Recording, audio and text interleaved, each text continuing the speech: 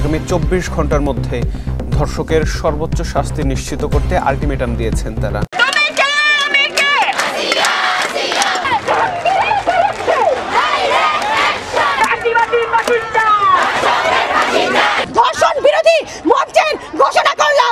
Interim গভর্নমেন্টকে অবশ্যই সতর্ক থাকতে হবে যে ছাত্ররা এখনো পর্যন্ত জেগে আছে, ছাত্ররা ঘরে ফিরে যায় নাই। অন্তর্বর্তীকালীন সরকারকে আমরা যে আশাবাদী ছিলাম যে তারা একটা স্থিতিশীল পরিবেশ বজায় রাখবে আমাদের দেশের মধ্যে, কিন্তু আমরা দেখতে পাচ্ছি নানা জায়গায় খুন, ধর্ষণ এবং অন্যান্য কার্যক্রম চলছে।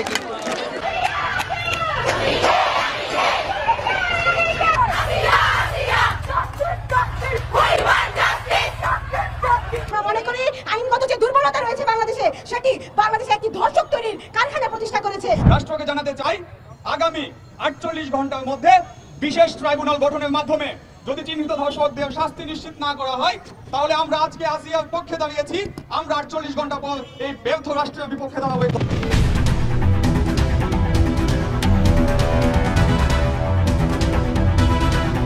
সম্প্রতি বাংলাদেশে ঘটে যাওয়া একটি নৃশংস ধর্ষণের বিপক্ষে সারা দেশের শিক্ষার্থীরা প্রতিবাদে সোচ্চার হয়েছে। বিশেষ করে দেশের বিভিন্ন বিশ্ববিদ্যালয়ের শিক্ষার্থীরা দলবদ্ধভাবে রাস্তায় নেমে সরকারের আইন শৃঙ্খলার অবনতির বিরুদ্ধে কঠোর নিন্দা জানিয়েছেন।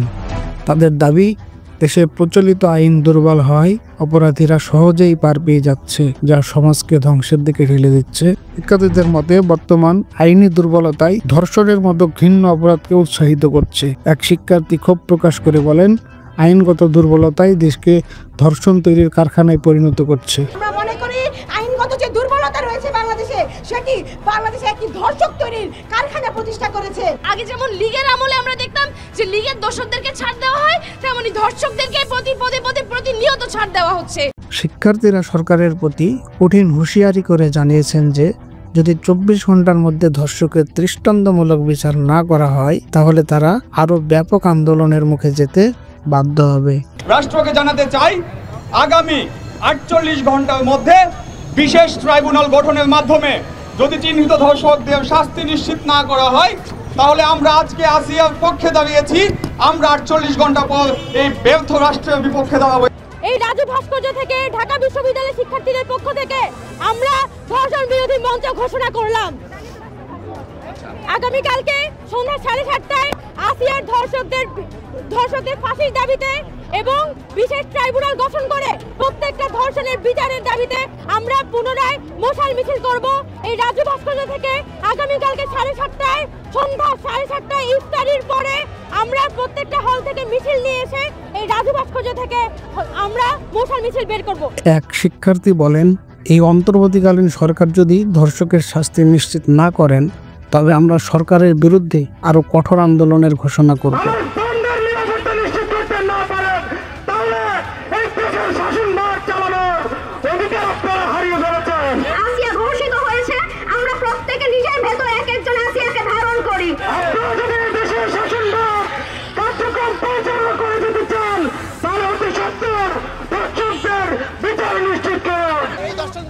যারা এবং বিত্তশালীদের মাধ্যমে এবং প্রশাসনের মাধ্যমে সহযোগিতায় বারবার পালিয়ে যায়, তাদেরকে আর সুযোগ দেওয়া যাবে না।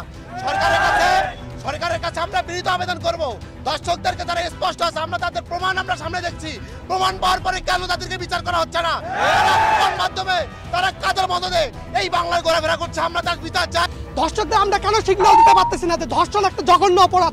আমরা কেন বারবার ধর্ষণের আসিয়ার হচ্ছে ধর্ষকরা আটক হয়েছে, কিন্তু কেন ইন্টিম গভর্নমেন্ট আমাদের নিশ্চিত দিতে পারতেছে না যে 7 দিনের মধ্যে তাদেরকে ফাঁসি কার্যক্রম করা? এদিকে এই আন্দোলন কেবল রাজধানী ঢাকা বা বড় শহরেই সীমাবদ্ধ নয়, বিশ্ববিদ্যালয় ক্যাম্পাস থেকে শুরু করে সড়ক মহাসড়ক পর্যন্ত ছড়িয়ে পড়েছে তাদের আন্দোলন। এদিকে ধর্ষণের বিরুদ্ধে শেখ হাসিনা ভালো কাজ করেছেন বলে মন্তব্য করেছেন এক শিক্ষার্থী। চলুন তার মুখ থেকে শুনে আসি। এর মধ্যে কতগুলি মেয়েকে ধর্ষিত করা হয়েছে, তাহলে আপনারা কি প্রমাণিত করছেন যে প্রধানমন্ত্রী শেখ হাসিনা উনি যখন ছিলেন যাদের যাদের কারাগারে ঢুকিয়েছে, যাদের যাদের এখানে ওখানে আটকিয়ে রেখেছে, তাহলে তো সে এই রোজার মাসে যেমন শয়তান ধরে রেখেছে সে তো ঠিক কাজ করেছে। আপনারা তো সেটাই প্রমাণ করছেন। সেটা কি আলটিমেটলি প্রমাণিত হচ্ছে না যে এখন যে অরাজকতাগুলি চলছে, এখন তো আরও ভালো হওয়ার কথা দেশ। এখন তো আমরা বাক স্বাধীনতার জন্য দেশে এত কিছু করলাম, তো কোথায় বাক স্বাধীনতা, কোথায় নিজের সম্মান, নিজের সম্ভ্রম, নিজের ইজ্জতে? যে এখানে দাঁড়িয়ে কথা বলছি, একটু পরে বাসা পর্যন্ত যেতে পারবো কিনা তার তো কোনো সিকিউরিটি নেই। আপনারা তো সেটা প্রুফ করে দিচ্ছেন যে সে যে কাজ করেছে তাকে কেন তাহলে ফ্যাসিবাদী বলছেন? সে তো ঠিক কাজ করেছে, সে তো তাহলে হচ্ছে আপনাদের যে পানিশ করে রেখেছিল যাদের যাদের তারা তো বের হয়ে তো এই কাজগুলি করে তো এখন তো তার পক্ষে যাচ্ছে। আর সবচেয়ে বড় কথা হচ্ছে মানে এখন আমি মানুষের কথা বলবো, আমি নিরপেক্ষভাবে আমার বাকস্বাধীনতার কথা বলবো, সেটাকে আপনারা বলে ফেলছেন যে আমি যদি আওয়ামী লীগের সাথে মিলে যায় আওয়ামী লীগের দালাল, যদি বিএনপির সাথে মিলে যায় বিএনপি দালাল, যদি জামাতের সাথে মিলে যায় মাথায় একটা কাপড় দেয় তাহলে আমি জামাত। কেন? আপনারা তো পিকে সিনেমার সেই আমির খানের সেই ইসের মতো করছেন যে আপনাদের কোনো আসলে দলমত নির্বিশেষে আপনারা স্বার্থন্বেষী মানুষ।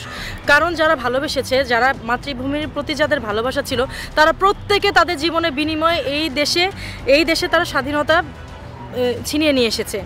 ৭১-এ যে হচ্ছে গিয়ে আপনার কৃষক ছিল, মুচি ছিল, আর যে হচ্ছে গিয়ে আপনার যে বুদ্ধিজীবী ছিল, তাদের দোনোজনের একই কনসেপ্ট ছিল যে দেশ স্বাধীন করতে হবে। এখন আপনাদের কি কনসেপ্ট? কয়দিনে আপনারা ছাত্র আন্দোলনে ডাক দিলেন, সবাই মিলে ছাত্র আন্দোলন করলাম, ফ্যাসিস্ট দূর করলাম। এখন তো দেখছি আপনাদের এক একজনের ব্যাংকে লাখ লাখ কোটি কোটি টাকা। আমার পরিচিত সমন্বয় কয়েকজন আছে। আজকে আমাদের রোকেয়া হল থেকে নারী দিবস উপলক্ষে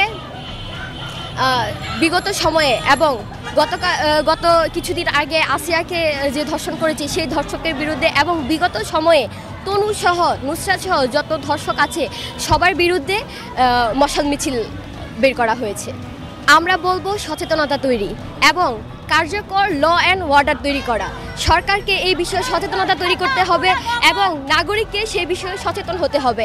এবং কেউ যদি এই ধরনের নিপীড়নের শিকার হয় তাকে সামনে এসে বলতে হবে, শাস্তি তার যে নিপীড়নকারী শাস্তি চাইতে হবে। এবং বিশেষভাবে কেউ যেন এই ধরনের কাজে লিপ্ত না হয়, কেউ যেন এই ধরনের কাজের ভুক্তভোগী না হয়। নারী, শিশু, যুবতী তারা এই বিষয়ে ল অ্যান্ড অর্ডার করতে হবে এবং সচেতনতা তৈরি করতে হবে। আমরা বর্তমান সময়ে খুবই নিরাপত্তাহীনতায় ভুগছি, ছিনতাই, সেক্সুয়াল হ্যারাসমেন্ট, বিভিন্ন ধরনের ইনসিকিউরিটিতে ভুগছি। তো সরকারের কাছে আমার আবেদন থাকবে, আমাদের সরকার হয়ে আমাদের জন্য কাজ করুন। দেশের 50%-এরও অধিক নারী আছে, সেই নারীদের জন্য কাজ করুন। আপনারা নারীদের পিছনে রেখে নারীদেরকে সাইড করে এগিয়ে যেতে পারবেন না। আপনারা থাকতে হলে চলতে হলে আমাদেরকে নিরাপত্তা নিশ্চিত করুন, চলার স্বাধীনতা দিন এবং সেই স্বাধীনতা যেন কারো মানে বিপক্ষে না যায়। আমি বলছি না যে কেউ ড্রেসের কারণে, কেউ তার মন মানসিকতার কারণে কারো হামলার শিকার হোক। আমি এই দেশে প্রত্যেক নারীকে প্রত্যেক সিচুয়েশনে সমানভাবে চলার অধিকার চাই। তাকে রাষ্ট্রকে দিতে হবে, সমাজকে দিতে হবে এবং তার পরিবারকেও দিতে হবে। যে প্রাপ্যতা পাচ্ছে সেটা খুবই কম সংখ্যক। যদি বেশি সংখ্যকে পেত তাহলে প্রতিদিন খবরের নিউজে আসতো না যে এতজন নারী, এতজন শিশু ধর্ষণের শিকার হয়, যৌন হয়রানির শিকার হয়। তো যেহেতু নিরাপত্তা নাই, তো সেহেতু বলবো যে এই খুবই কম সংখ্যক নারীকে রিপ্রেজেন্ট করবেন না। আমাদের পিছনে যে একটা বিশাল জনগোষ্ঠী আছে তাদেরকেও তুলে ধরুন, তাদেরকেও সামনে আসতে দিন। অবশ্যই ওনারা আমার সিনিয়র ভাই, ইভেন সাবেক তথ্য উপদেষ্টা নাহিদ ভাই আমার ডিপার্টমেন্টে। আমি উপদেষ্টাদেরকে বলবো, আপনারা নারীদেরকে রিপ্রেজেন্ট হিসেবে রেখেছেন, উপদেষ্টা মণ্ডলীর মধ্যে নারীরাও আছে, আপনারা জানেন নারীদেরকে কিভাবে সামনে এগিয়ে আনতে হয়। সামান্য % নারী যে সকল নারীকে রিপ্রেজেন্ট করে এমন না, প্রত্যেক নারীকে সামনে আসার সুযোগ দিতে হবে, তাদেরকে সুযোগ দেওয়ার ব্যবস্থা করতে হবে।